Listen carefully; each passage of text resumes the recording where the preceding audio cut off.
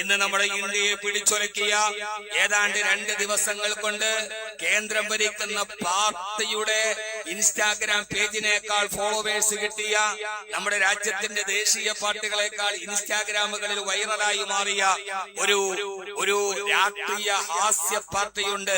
അതിന്റെ പേര് cockroach Janata party എന്നാണ്.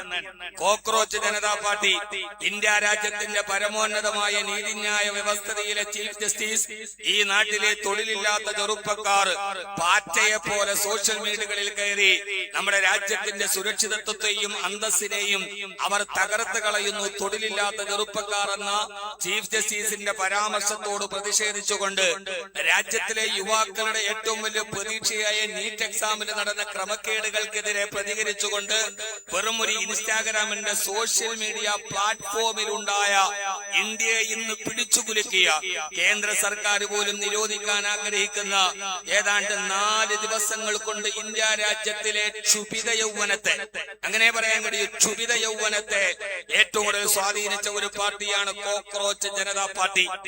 നിങ്ങൾ അറിഞ്ഞിട്ടുണ്ടാവും. ആ കോക്രോച്ച് ജനതാ പാർട്ടി എന്തിനു വേണ്ടിയാണ് വന്നത്? അതിനെക്കുറിച്ച് പറയുന്നത് വോയിസ് ഓഫ് അൺഎംപ്ലോയീസ് എന്നാണ് അതിന്റെ പേര്. വോയിസ് ഓഫ് അൺഎംപ്ലോയീസ്, തൊഴിലില്ലാത്തവരുടെ ശബ്ദം, തൊഴിലില്ലായ്മയുടെ ശബ്ദം. എന്റെ പ്രിയപ്പെട്ട സഹോദരങ്ങളെ, ഇവിടെയാണ് ഞാൻ മക്കാമ ഇബ്രാഹിമിനെ പരിചയപ്പെടുത്തി തരുന്നത്. തൊഴിലില്ലാത്തവന്റെ ശബ്ദം. എന്തുകൊണ്ടാണ് ഇന്ത്യ രാജ്യത്തിൽ തൊഴിലില്ലാത്തത്? നമ്മുടെ കേരളം അത്ര വലിയ മനോഹരമാണെന്നൊന്നും നിങ്ങൾ പറയണ്ട. 40 ലക്ഷത്തോളം വരുന്ന ചെറുപ്പക്കാർ തൊഴിലില്ലാതെ അറിയുന്ന ഒരു സംസ്ഥാനത്തിന്റെ പേര് കേരളമെന്നാണ്. സാമ്പത്തിക വളർച്ചയിൽ പുറകിൽ നിന്നെണ്ണിയാൽ 3ാമതെത്തുന്ന സംസ്ഥാനത്തിന്റെ പേര് നമ്മുടെ കേരളമെന്നാണ്. നിങ്ങൾ ഇതിന്റെ കൂടുതൽ അറിഞ്ഞോ എന്ന് എനിക്കറിയില്ല. പക്ഷേ 40 ലക്ഷത്തോളം വരുന്ന ചെറുപ്പക്കാർ തൊഴിലില്ലാതെ നടക്കുമ്പോൾ തൊഴിലില്ലാത്തത് കൊണ്ടാണോ നമ്മുടെ രാജ്യത്തിന്റെ ഏറ്റവും പ്രധാനപ്പെട്ട പ്രശ്നം? അല്ല. പശ്ചിമേഷ്യയിൽ യുദ്ധം വന്നപ്പോൾ എത്രത്തോളം 30 ലക്ഷത്തോളം യുവാക്കൾക്കാണ് ജോലി നഷ്ടപ്പെട്ട് രാജ്യത്തിലേക്ക് തിരിച്ചു വന്നത്. ഈ അടുത്ത സമയത്ത് ആസാമിലും പശ്ചിമ ബംഗാളിലും തെരഞ്ഞെടുപ്പ് നടത്തിയപ്പോൾ ഇവിടെ നമ്മൾ ആശ്രയിക്കുന്ന അന്യ സംസ്ഥാന തൊഴിലാളികൾ മുഴുവനും തെരഞ്ഞെടുപ്പിന് വേണ്ടി പോയിട്ട് തിരിച്ചു വന്നിട്ടില്ല. കേരളത്തിലെ മിക്കവാറും ഫാക്ടറികളിൽ പ്രവർത്തനരഹിതമാണ്. ഏറ്റവും വലിയ അന്യ സംസ്ഥാന തൊഴിലാളികൾ ജോലി ചെയ്യുന്ന പെരുമ്പാവൂരിലൊക്കെ ഫാക്ടറികൾ നിശ്ചലമാണ്. 1 ലക്ഷത്തോളം ചെറുപ്പക്കാർ അന്യ സംസ്ഥാന തൊഴിലാളികൾ തിരിച്ചു വന്നിട്ടില്ലെന്നാണ് കണക്ക്.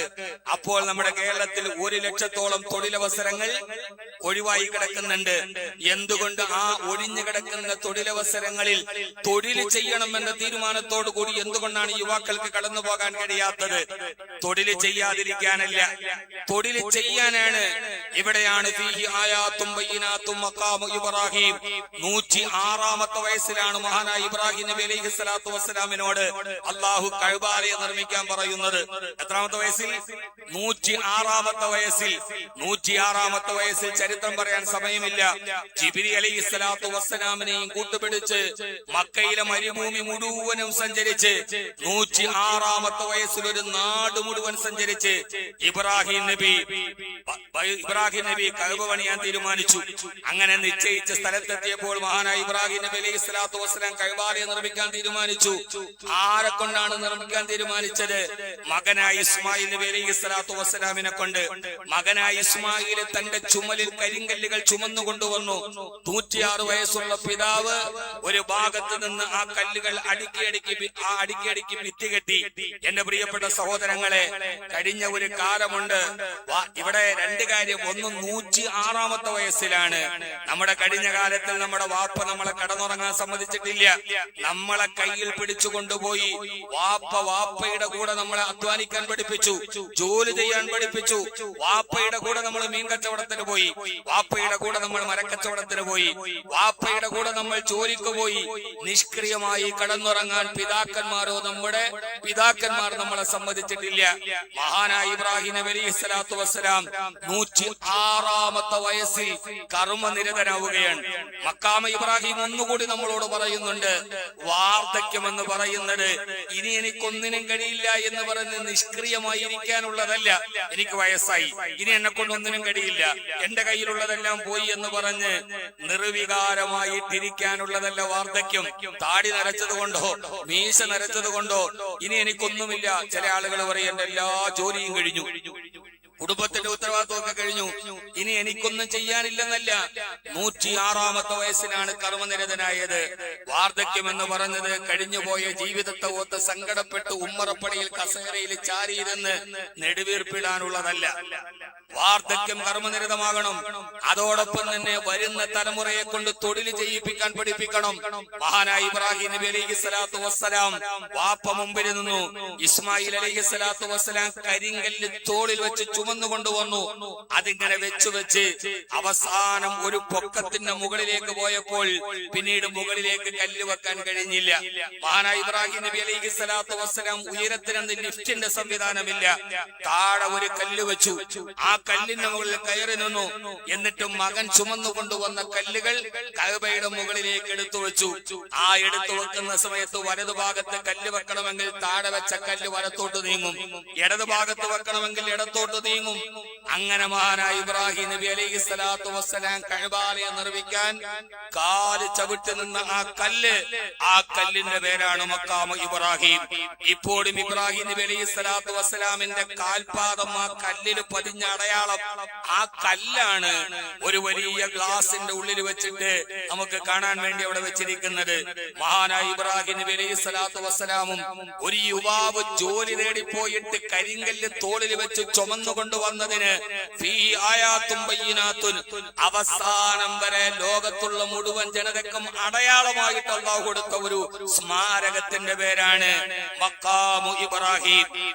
മഖാമു ഇബ്രാഹിം സാമൂഹിക വ്യവസ്ഥിതികളെ ചോദ്യം ചെയ്യുന്നതിന് മുമ്പ് മഖാമ ഇബ്രാഹിം ഫീഹി ആയാത്തും ബയ്യിനാത്തുൻ, അതിനകത്തൊരു ദൃഷ്ടാന്തമുണ്ടെന്ന് പറഞ്ഞാൽ സുജൂദ് ചെയ്യാൻ മാത്രമല്ല, അത് ആത്മീയതയുടേത്. പുതിയ ലോകത്തോട് ജോലിയില്ലെന്ന് പറഞ്ഞ് പ്രതിഷേധം ഉയർത്താനുള്ളതല്ല. ജോലി തേടി പിടിച്ചുപോയി യുവത്വം നിഷ്ക്രിയമായിട്ടിരിക്കാനുള്ളതല്ല. വൈറ്റ് കോളർ ജോലികൾ മാത്രം ചെയ്യേണ്ടതല്ല. മഹാനായ ഇബ്രാഹിം നബി അലൈഹിസ്സലാത്തു വസ്സലാം ഒരു യുവാവിനെ കൊണ്ട് പണിയെടുപ്പിച്ചോൾ കിട്ടിയതാണ് മഖാമ ഇബ്രാഹിം. കോക്രോച്ച് പാർട്ടി എന്ന് പറഞ്ഞിട്ട് തൊഴിലവസരങ്ങൾ ഇല്ലെന്ന് പറഞ്ഞ് പ്രതിഷേധിക്കാൻ മാത്രമല്ല, ചുറ്റുഭാഗത്ത് തുറന്നു കിടക്കുന്ന തൊഴിലവസരങ്ങളിലേക്ക് കടന്നു ചെന്ന് രാപകൽ തൊഴിൽ ചെയ്ത് ജീവിതത്തിന്റെ സ്മാരകത്തെ ഉയർത്താൻ പറഞ്ഞു തന്ന ലോകത്തിലെ മനോഹരമായ ഒരു മഖാമിന്റെ പേരാണ് മഖാമ ഇബ്രാഹിം. എന്റെ പ്രിയപ്പെട്ട യുവാക്കളെ, എന്തുകൊണ്ടാണ് ആ പാർട്ടിയിൽ ഇത്രയേറെ ആളുകൾ ഉണ്ടായത്? ഇപ്പോഴും 1 ലക്ഷത്തോളം വരുന്ന അതിഥി തൊഴിലാളികൾ തിരിച്ചു വന്നിട്ടില്ല. ജോലിയില്ലാത്ത ആരെങ്കിലും ഉണ്ടെങ്കിൽ ജോലിയുടെ അവസരങ്ങളുണ്ട്. ആ അവസരങ്ങളിലേക്ക് പോകാൻ നമുക്ക് കഴിയുമോ? അധ്വാനത്തിന്റെ ശീലത്തിലേക്ക് നമുക്ക് കടന്നു പോകാൻ കഴിയുമോ? 40 ലക്ഷത്തോളം വരുന്ന തൊഴിലവസരങ്ങളുണ്ട്. ആ തൊഴിലവസരങ്ങളിൽ മഖാമ ഇബ്രാഹിം നമ്മളോട് പറയുകയാണ് നിഷ്ക്രിയമായിരിക്കാനുള്ളതല്ല. 106-ാമത്തെ വയസ്സിൽ വൃദ്ധനായ ഇബ്രാഹിം അലൈഹിസ്സലാത്തു വസ്സലാം കർമ്മനിരതനായിരുന്നു. നമ്മുടെ വാർദ്ധക്യമോ? വാർദ്ധക്യം നിഷ്ക്രിയമാവാനുള്ളതല്ല. വയസ്സെന്ന് പറയുന്നത് വെറും അക്കം മാത്രമാണ്. അവസാന ശ്വാസം വരെ ഞാൻ ഒരിടത്തും നിഷ്ക്രിയനായിരിക്കാനല്ല, അവസാനം വരെ എനിക്ക് കർമ്മനിരതനായി ജീവിക്കണമെന്ന് മഹാനായ ഇബ്രാഹിം അലൈഹിസ്സലാത്തു വസ്സലാം നമ്മളോട് പറയുന്നുണ്ട്. 106-ാമത്തെ വയസ്സിൽ ഇപ്പൊ പുതിയ കേരള സർക്കാർ സത്യപ്രതിജ്ഞ വന്ന ഉടനെ ആദ്യം അവര് ചെയ്ത പരിപാടി വയോജനങ്ങൾക്ക് വേണ്ടി ഒരു വകുപ്പ് കൂടി മായി സൃഷ്ടിക്കപ്പെടുകയാണ്. ഒറ്റപ്പെട്ടു പോയ വയോജനങ്ങൾക്ക്. നിങ്ങൾ കേട്ടിട്ടുണ്ടാവും, വയോജനങ്ങൾക്ക് വേണ്ടി മാത്രം ഒരു വകുപ്പ്.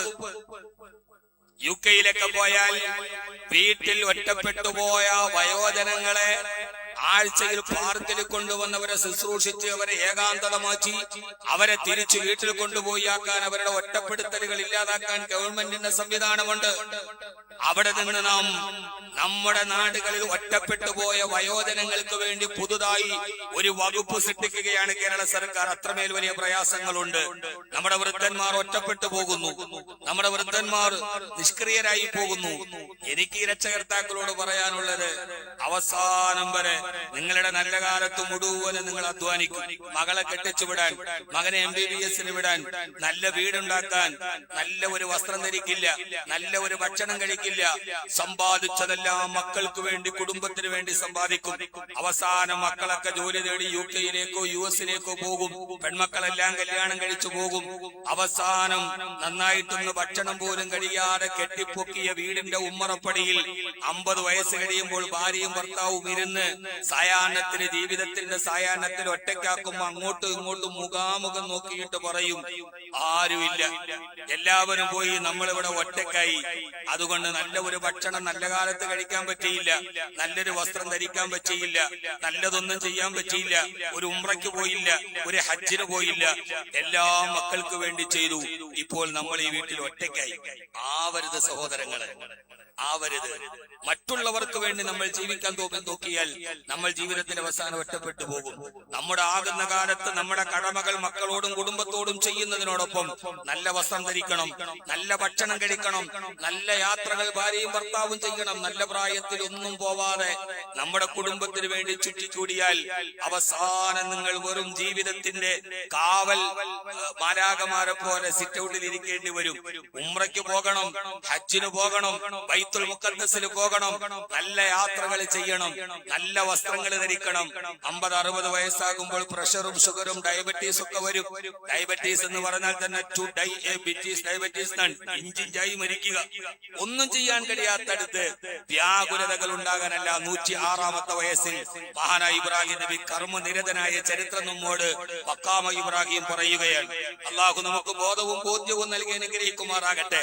ഇന്ത്യ രാജ്യത്തെ പിടിച്ചുലയ്ക്കുന്ന തൊഴിലില്ലായ്മയുടെ അതിപ്രസരത്തിൽ യുവാക്കളുടെ പ്രതിഷേധങ്ങൾ ഒരു പാർട്ടിയെ തന്നെ രൂപീകരിക്കപ്പെടുമ്പോൾ മക്കാമ ഇബ്രാഹിം ഫീഹി ആയാത്തും ബയ്യിനാത്തുൻ, യുവാക്കൾ തൊഴിലന്വേഷിക്കണം, അവർ കർമ്മനിരതരാവണം, ഒന്നല്ലെങ്കിൽ വേറൊരു തൊഴിൽ ചെയ്യണമെന്ന് മക്കാമ ഇബ്രാഹിം നമ്മളോട് പറയുകയാണ്.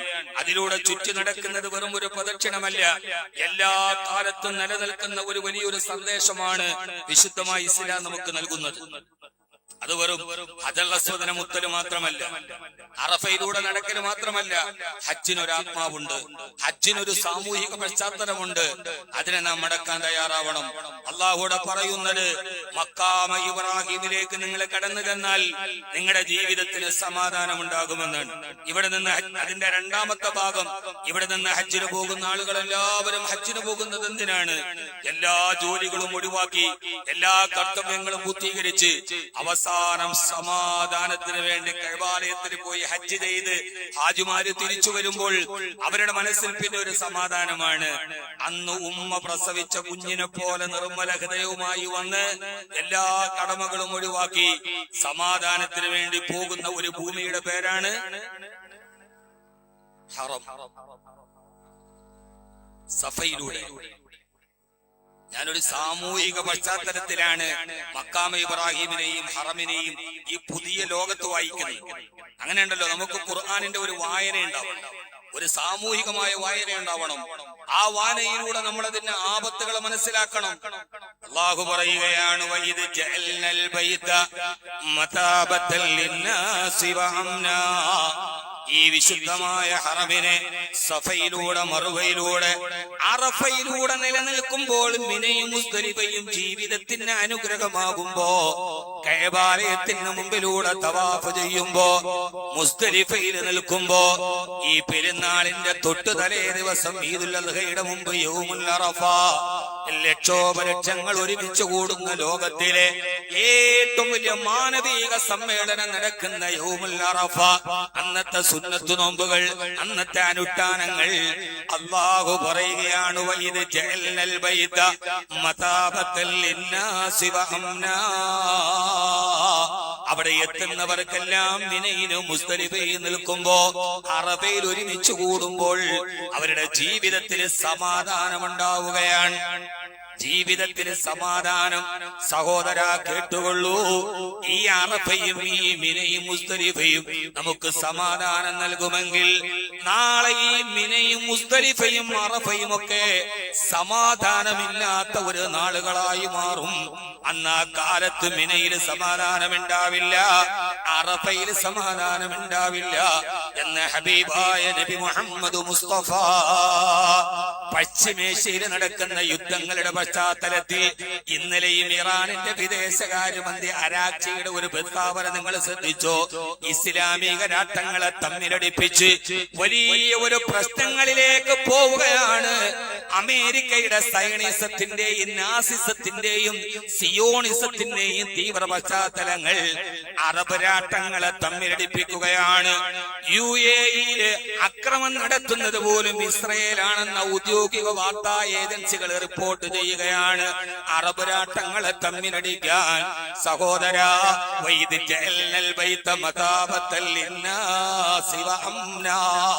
സമാധാനത്തിനു വേണ്ടി മിനയും അറഫയുമാണ് തേടുന്നതെങ്കിൽ ഇനി അത് അസമാധാനത്തിന്റെ ഒരു ദിവസം ഇവിടേക്ക് വരാനുണ്ട്. നിങ്ങൾക്ക് മനസ്സിലാകുമോ എന്ന് എനിക്കറിയില്ല. ഹബീബായ റസൂലുള്ളാഹി സ്വല്ലല്ലാഹു അലൈഹി വസല്ലം പറയുകയാണ്, ജാബിർ റളിയല്ലാഹു അൻഹു റിപ്പോർട്ട് ചെയ്യുകയാണ്, ലോകാവസാനം അടുത്ത് കഴിയുമ്പോ, ലോകാവസാനത്തിന് തൊട്ടു മുമ്പ് ഇമാം മഹ്ദി അലൈഹിസ്സലാത്തു വസ്സലാം ആഗതനാവും. ആ ഇമാം മഹ്ദി ലോകത്തേക്ക് വരുന്നതിന് അടയാളം പറയുമ്പോ അല്ലാഹുവിന്റെ റസൂല് പറയുകയാണ്, ആയത്താനിൽ ദുഹൂരിൽ മഹ്ദി, ഇമാം മഹ്ദി അലൈഹിസ്സലാത്തു വസ്സലാം വരുന്നതിന് മുമ്പ് രണ്ട് അടയാളങ്ങൾ വരും. അതിലൊന്നാമത്തേത് തൻകസിബുൽ ഖമറു ഫീ അവ്വലി ലൈലത്തിൻ മിൻ റമളാൻ, ഇമാം മഹ്ദി വരുന്നതിന് തൊട്ടു മുമ്പുള്ള റമളാനിലെ ആദ്യത്തെ രാത്രിയിൽ ചന്ദ്രഗ്രഹണം ഉണ്ടാവും. വതൻകസിബു ശംസു ഫീ ലൈലത്തിൻ നിസ്ഫി മിൻ ശഅബാൻ, ആ ശഅബാനിന്റെ 15ാമത്തെ രാവിലെ അന്ന് സൂര്യഗ്രഹണവും ഉണ്ടാവും. ഒരേ മാസം തന്നെ ആദ്യത്തെ രാത്രിയിൽ ചന്ദ്രഗ്രഹണം, പകുതിയാകുമ്പോൾ ആ മാസം തന്നെ സൂര്യഗ്രഹണം. ഹബീബ് പറയുകയാണ്, ലം തകൂന മുൻദു ഖലഖസ് സമാവാതി വൽ അർളി, ലം തകൂന മുൻദു ഖലഖസ് സമാവാതി വൽ അർള, ആകാശ ഭൂമികളെ സൃഷ്ടിച്ചതിന് ശേഷം ഇതേവരെ ഒരു മാസം തന്നെ സൂര്യഗ്രഹണവും ചന്ദ്രഗ്രഹണവും വന്നിട്ടില്ല. ശ്രദ്ധിച്ചു കേൾക്കണം. ഈ മുസ്തലിഫയും മിനയും രക്തക്കളമാവും. ലോകത്തിന്റെ സമാധാനത്തിന്റെ കേകമെന്ന് പറഞ്ഞെടുത്തുകൂടി മുസ്ലിം സഹോദരങ്ങളുടെ രക്തങ്ങൾ ഒഴുകുന്ന വരാനിരിക്കുന്ന കാലത്തിന്റെ കാലുഷ്യങ്ങളെ കാലേ കൂട്ടി കണ്ടറിഞ്ഞു പറയുകയാണ് കാരുണ്യത്തിന്റെ തിരുദൂതർ നബി മുഹമ്മദ് മുസ്തഫ. ശഅബാനിൽ ഈ രണ്ട് സൂര്യഗ്രഹണവും ചന്ദ്രഗ്രഹണവും നടന്നു കഴിഞ്ഞാൽ റമളാനായി. ആ റമളാനിൽ ഇദാ കാന സൈഗത്തു ഫീ റമളാൻ, ആ റമളാനിൽ വലിയ ഒരു അട്ടഹാസമുണ്ടാവും. ഹബീബിനോട് ചോദിച്ചു, ഹബീബേ വമസ്സൈഹത്തു യാ റസൂലല്ലാഹ്, ആ അട്ടഹാസം എന്താണ് നബിയേ? തിരുദൂതരുടെ മറുപടി, തക്കൂന് ഹിദത്തുന്നതൊരു വലിയ മണിമുഴക്കം പോലെ, ലോകത്തെ മുഴുവനും പിടിച്ചു കുലുക്കുന്ന ഒരു പെരുമ്പറ മുഴക്കം പോലെ ഒരു വല്ലാത്ത അട്ടഹാസമാ റമളാനിനുണ്ടാവും. ഹബീബ് പറയുകയാണ്, ആ അട്ടഹാസം ഒരു മണിമുഴക്കമാണ്, തീർന്നില്ല. തൂക്കിലുന്നായിമ, ആ അട്ടഹാസം കേട്ട് ഉറങ്ങിക്കിടക്കുന്നവർ ചാടി എഴുന്നേക്കും. വതുഖ്രിജുൽ ലവാതിക മിൻ ഹുദൂരിഹിന്ന, ഗർഭിണികളായ സ്ത്രീകൾ പോലും കിടപ്പറയിൽ നിന്ന് എഴുന്നേറ്റോടി പോകും. ഗർഭിണികളായ സ്ത്രീകൾ ഗർഭിണിയാണെന്നുള്ള കാര്യം പോലും മറന്നിട്ടവര് കിടപ്പറയിൽ നിന്നിറങ്ങി ഓടിപ്പോകും. ഇതൊക്കെ സംഭവിക്കുന്നത് എപ്പോഴെന്നറിയുമോ? ഈ സംഭവിക്കുന്ന വർഷത്തിനൊരു പ്രത്യേകതയുണ്ട്. ഭൂകമ്പങ്ങളും പ്രകൃതി ദുരന്തങ്ങളും വർദ്ധിക്കുന്ന ഒരു വർഷത്തിലാണ് ഇത് സംഭവിക്കുക. കാതോർത്ത് നിൽക്കേണ്ട ഒരു പ്രവചനമാണ്. ഭൂകമ്പങ്ങൾ, പ്രകൃതി ദുരന്തങ്ങൾ, ചുഴലിക്കാറ്റുകൾ, കൊടുങ്കാറ്റുകൾ, പ്രളയങ്ങൾ, മണ്ണൊലിപ്പുകൾ എന്ന് വേണ്ട പ്രകൃതി ദുരന്തങ്ങളിൽ ലോകം വിറങ്ങലിച്ച് നിൽക്കുന്ന ഒരു റമളാനിൽ ഇതേപോലൊരു വെള്ളിയാഴ്ച രാവിൽ ലോകത്തെ മുഴുവനും പിടിച്ചു കുലുക്കുന്ന ഒരു വല്ലാത്ത പ്രകമ്പനമുണ്ടാകും. ഹബീബായ നബി തങ്ങൾ പറയുകയാണിതാ സ്വല്ലൈതുമുൽ ഫജ്റ, അന്ന് വെള്ളിയാഴ്ച ദിവസം നിങ്ങൾ സുബഹി നിസ്കരിച്ചു കഴിഞ്ഞാൽ ഫദ്ഖുലൂ ബുയൂതക്കും, നിങ്ങളുടെ വീട്ടിലേക്ക് നിങ്ങൾ ഓടിക്കേറണേ. ആ ശബ്ദം നിങ്ങൾ കേട്ടാൽ വീട്ടിലേക്ക് നിങ്ങൾ ഓടിക്കയറണേ. വാതിലിക്കൂ അബുവാബക്കും, നിങ്ങളുടെ വാതിലുകളെ നിങ്ങൾ കുറ്റിയിട്ടടക്കണേ. വസുത്തു അഖ്വാക്കും, 1400 വർഷങ്ങൾക്ക് മുമ്പ് ലോകത്തിന്റെ തിരുദൂതർ പറയുകയാണ്, വീട്ടിലേക്ക് കയറുന്ന എല്ലാ സുഷിരങ്ങളും നിങ്ങൾ അടച്ചു കളയണം. വസുത്തു ആദാനക്ക്, നിങ്ങളുടെ ചെവികളിലേക്ക് വിരലുകൾ കയറ്റി നിങ്ങളുടെ ചെവികളെ നിങ്ങൾ പൊത്തിപ്പിടിക്കണേ. ഫൈദാ ഹസസ്തുമുസ്സൈഹ, ആ മുഴക്കം നിങ്ങളുടെ ചെവിയിലേക്ക് കേട്ട് കഴിഞ്ഞാൽ ഫഖറൂ ലില്ലാഹി സുജ്ജദാ, നിങ്ങൾ അല്ലാഹുവിലേക്ക് സുജൂദിൽ വീഴണേ. എന്നിട്ട് ആ സുജൂദിൽ കിടന്നിട്ട് സുബ്ഹാന മലിക്കിൽ ഖുദ്ദൂസ്, സുബ്ഹാന മലിക്കിൽ ഖുദ്ദൂസ്, സുബ്ഹാന മലിക്കിൽ ഖുദ്ദൂസ് എന്ന് നിങ്ങൾ അല്ലാഹുവിനെ വാഴ്ത്തി പറയണേ. അവനല്ലാതെ പിന്നെ രക്ഷയില്ല, അവനല്ലാതെ ഒരു മടക്കമില്ല, അവനിലേക്കല്ലാതെ ലോകത്തെ രക്ഷിക്കാൻ കഴിയില്ല.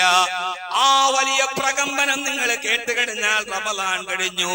ഫീത്തിൽ ഖഅദ, പിന്നീട് ദിൽഖഅദയായി.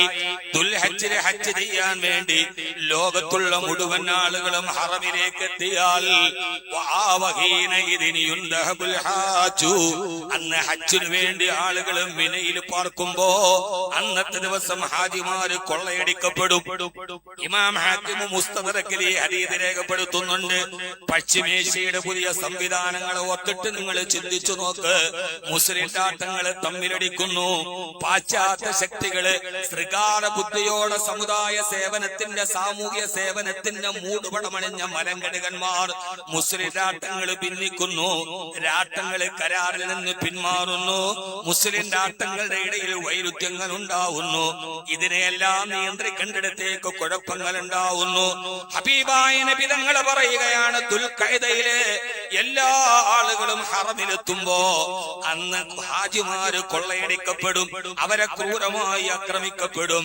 അന്നേ ദിവസം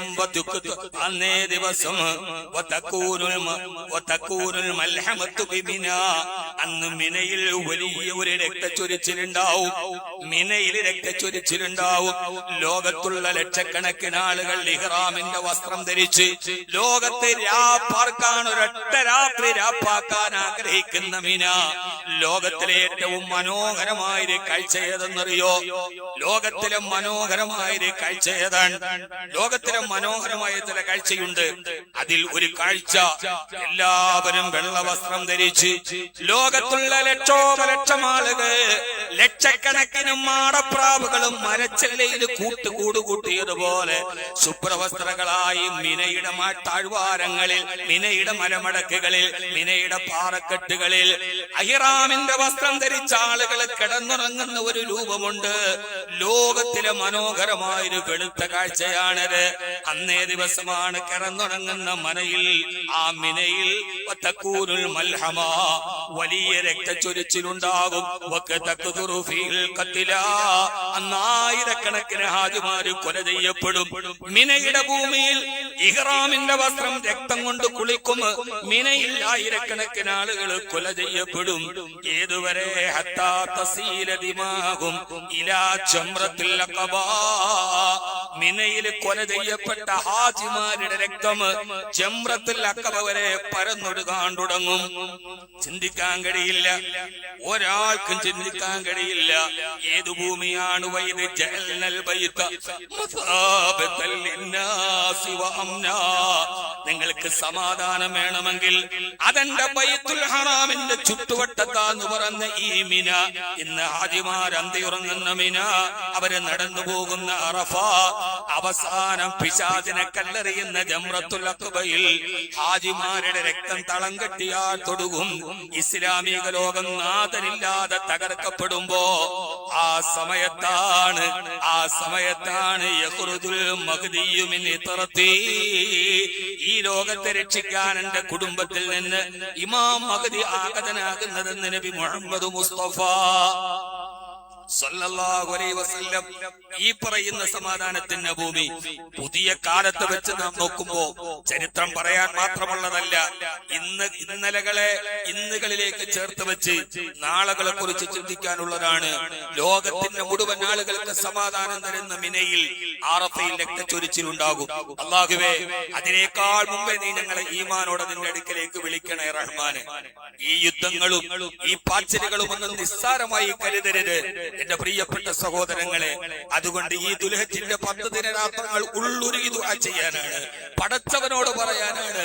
റബ്ബന വജഅൽനാ മിൻ ലദുൻക വലിയ വജഅൽനാ മിൻ ലദുൻക നസീറ. തകർന്നു പോയാൽ അന്ന ഖിവാമൽ അറബി ഖിവാമൽ ആലം. അറബ് ലോകം എന്ന് തകരുന്നു അന്ന് ലോകം തകരും. കാരണം ലോകത്തിന്റെ നിലനിൽപ്പ് കഅബയാണ്. ആ കഅബ തകർന്നാൽ ലോകം മുഴുവനും തകരും. വരുന്ന സാഹചര്യങ്ങളെ മനസ്സിലാക്കി പടച്ചവനോട് ഉള്ളുരുകി പ്രാർത്ഥിക്കുകയും നന്മകളിലോട്ട് കടന്നുപോകി. ഇങ്ങനെ ഫിത്നകൾ ഒരുമിച്ച് കൂടുന്ന കാലത്ത് ബാദിറൂബിൽ അഅ്മാലി സബ്, നിങ്ങൾക്ക് നിശ്ചയിക്കപ്പെട്ട അഅ്മാലുകളിൽ നിങ്ങൾ ഓടിച്ചെല്ലാൻ നബി മുഹമ്മദ് മുസ്തഫ. അധിക കാലമൊന്നും ഈ ഭൂമിയിൽ വലിയ ആർഭാടത്തിലൊന്നും ജീവിക്കാൻ കഴിയില്ല സഹോദരങ്ങളെ. ഓരോന്നായിട്ട് നമ്മൾ തകർന്നു വീഴുമ്പോ നമ്മൾ വിചാരിക്കും ഇന്ത്യയല്ലേ കേരളമല്ലേ. അല്ല സഹോദര, എല്ലാം പടർന്നു പിടിച്ചു കഴിഞ്ഞു. ഒരിടത്ത് തകരുമ്പോൾ നമുക്ക് സന്തോഷിക്കാൻ കഴിയില്ല. തെങ്ങിന്റെ മടലടരുന്നതും കണ്ടില്ലേ, അടരാതെ നിന്ന് ചിരിച്ചതും കരഞ്ഞില്ലേ. ഒന്ന് വീഴുമ്പോൾ മറ്റൊന്നിന് ചിരിക്കാനല്ല. ഈ ദുർഘടമായ സാഹചര്യത്തിൽ ഉള്ളുരുകി പടച്ചവനോട് ദുആ ചെയ്യും. നമ്മൾ ചെയ്യേണ്ട അമലുകൾ ചെയ്യും. ഈ 10 ദിവസങ്ങൾ നമുക്ക് ചെയ്യാനുള്ള ഏറ്റവും വലിയ അമലാണ് അറഫ. അറഫയുടെ നോമ്പുകൾ, അന്നത്തെ ദുആ നിർവഹിക്കുക. ഉളുഹിയ നമുക്ക് ചെയ്യാനുള്ള ഏറ്റവും വലിയ അമലാണ്. അവസാന ഘട്ടത്തിലാണ്. ഉളുഹിയുടെ ഒരു ഷെയർ 10,000 രൂപയാണ്. 10,000 രൂപ. ബാദിറൂബിൽ അഅ്മാൽ, ലോകമെങ്ങും തകരാൻ പോകുന്നു, അവസാനിക്കാൻ പോകുന്നു. നിങ്ങൾക്ക് രക്ഷപ്പെടണമെങ്കിൽ നിങ്ങൾക്ക് നിശ്ചയിക്കപ്പെട്ട അമലുകൾ നിങ്ങൾ ചെയ്തുകൊള്ളൂ എന്നാണ്. അതുകൊണ്ട് സഹോദരങ്ങളെ, ഉളുഹിയുമായി ബന്ധപ്പെട്ട് നമ്മുടെ മഹല്ല് ഏർപ്പെടുത്തിയ സംവിധാനം, അതിനെ കുറിച്ച് ചെയർമാൻ പിന്നീട് വിശദീകരിക്കും. വെളിയിലുണ്ട് ഓരോ ചെറുപ്പക്കാരും ഓരോരുത്തരും അവസാനം അതിൽ പങ്കാളികളാവാനുള്ളവർ 10,000 രൂപ കൊടുത്താൽ അതിൽ നമുക്കൊരു ഷെയർ എടുക്കാൻ കഴിയും. അല്ലാഹു സ്വീകരിക്കുമാറാകട്ടെ. അതുകൊണ്ട് ഈ ദുൽഹജ്ജ് പടച്ചവരിലേക്ക് മടങ്ങാനാണ്. അവനോട് പറയും, അല്ലാഹു സ്വീകരിക്കട്ടെ. ഉള്ളുരുകി ദുആ ചെയ്യും. നമുക്ക് വേണ്ടി, സമൂഹത്തിന് വേണ്ടി, ഉമ്മത്തിന് വേണ്ടി ദുആ ചെയ്യാൻ അല്ലാഹു നമ്മളെ സ്വീകരിക്കട്ടെ.